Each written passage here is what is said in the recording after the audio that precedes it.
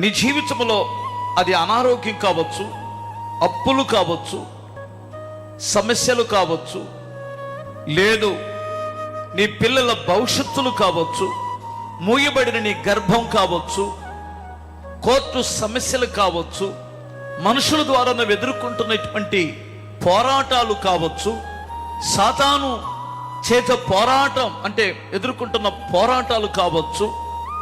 ఇంకా చెప్పాలంటే నీ జీవితము అట్టడుకి వెళ్ళిపోయింది, ఇక నా జీవితంలో నేను పైకి రాననే పరిస్థితులు నువ్వు అనుకోవచ్చు. దేవుడు ఒకే ఒక్క సమాధానం చెబుతాడు.